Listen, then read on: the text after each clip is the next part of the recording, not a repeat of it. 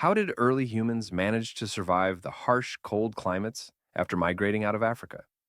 What genetic secrets allowed them to thrive in such challenging environments? Hello, dear True Stories viewers.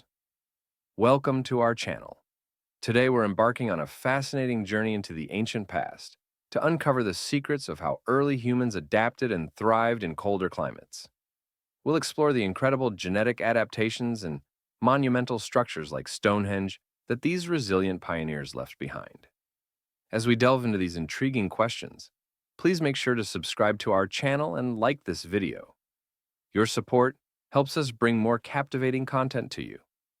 Now, let's set off on an extraordinary journey through time, the Great Migration and genetic adaptation.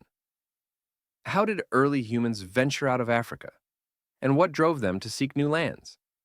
Modern humans began their migration out of Africa around 70,000 years ago. Almost all people currently living outside the continent are thought to have descended from these early pioneers. Africa's warm climate shielded our ancestors from the extreme cold conditions of past ice ages. Over time, they lost their thick body hair and adapted to the continent's heat. However, as they moved to colder regions, their lifestyles changed drastically. From being hunter-gatherers, they transitioned into forming agricultural and pastoral societies. These changes not only necessitated new adaptations, but also played a crucial role in shaping human evolution and diversity. One of the most intriguing questions has been how early humans managed to keep warm in the harsh climates of Eurasia.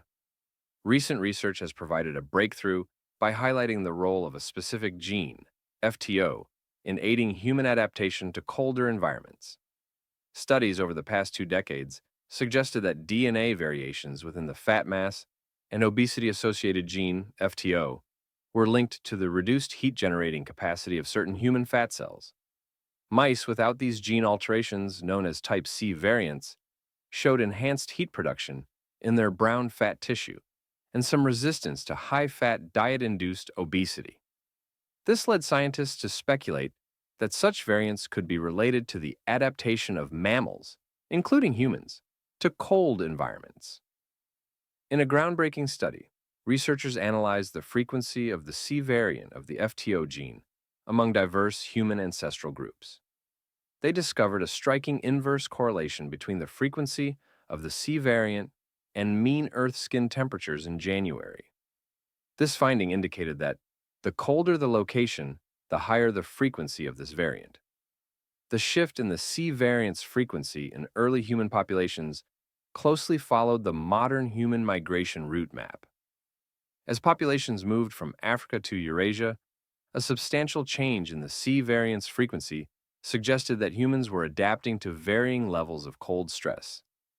Those with this gene variation likely had enhanced body heat generation in cold climates, providing a significant survival advantage.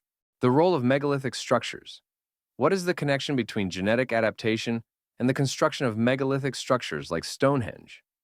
Stonehenge, a massive stone structure located on Salisbury Plain in Wiltshire, England, dates back to prehistoric times and is one of the largest megalithic structures that have captured the interest of historians and archaeologists.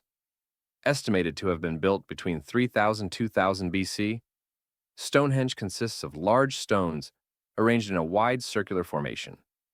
These stones come in two types: smaller blue stones forming the inner circle and larger sarsen stones making up the outer circle.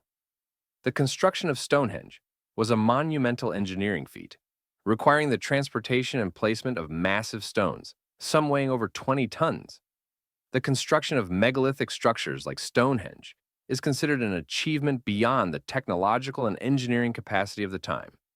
Considering the weight of the stones used in these structures and the distance they were transported, it becomes evident how complex and challenging this process was. The construction of Stonehenge was carried out in several stages. The first stage began around 3100 BC, with the creation of a circular ditch and earthen embankment. This ditch has a diameter of about 110 meters and contains 56 burial pits known as Aubrey holes, named after 17th century antiquarian John Aubrey. In the second stage, around 2900 BC, the stone setting process began, with the arrival of bluestone stones averaging 4 tons in weight. Initially, these stones were used in conjunction with wooden structures and played a significant role in Stonehenge's early periods. The third stage began around 2500 BC and continued with the arrival of larger sarsen stones. These stones form the iconic outer ring and lintels of Stonehenge.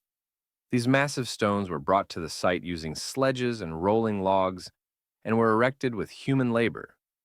Various theories exist about the methods used to transport and place the stones.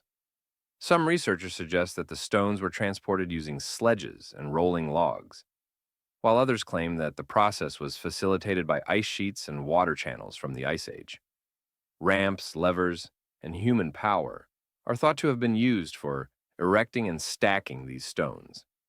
The exact purpose of Stonehenge's construction is one of the most debated topics. It might have served as an astronomical observatory, a religious temple, or a burial complex. Aligned with the movements of the sun and moon, Stonehenge could have been used by ancient people to observe astronomical events and create calendars. The structural layout of Stonehenge and its alignment with the movements of the sun suggests that it was an important ritual center for ancient people. Specific alignments related to the sunrise and sunset indicate that the structure was used to celebrate the cycles of the sun and seasons. Particularly during the summer and winter solstices, the rituals and ceremonies conducted at Stonehenge further emphasize its religious importance. There is ample evidence to suggest that Stonehenge was used for religious and ritual purposes. Archaeological excavations have revealed burial mounds and various artifacts around the site, indicating that it was an important religious center. The graves found around Stonehenge suggest that the structure served as a kind of burial complex and had spiritual significance. The construction of Stonehenge also reflects the social hierarchy and leadership structure of the time. Managing and organizing such large projects required strong leadership and effective administration. This helps us understand the social and political structures of the people involved in building Stonehenge. Comparative analysis of megalithic sites. How does Stonehenge compare to other megalithic structures around the world? Stonehenge bears similarities to other megalithic structures found in various parts of Europe. Newgrange in Ireland, the Callanish Stones in Scotland, and the Carnac Stones in France are other significant megalithic sites built with large stone structures like Stonehenge. These structures, constructed using similar techniques and purposes, reflect the shared cultural heritage of ancient European societies. Newgrange, located in County Meath, Ireland, is a burial mound built around 3200 BC. This structure is older than Stonehenge and features a complex structural design and astronomical alignments.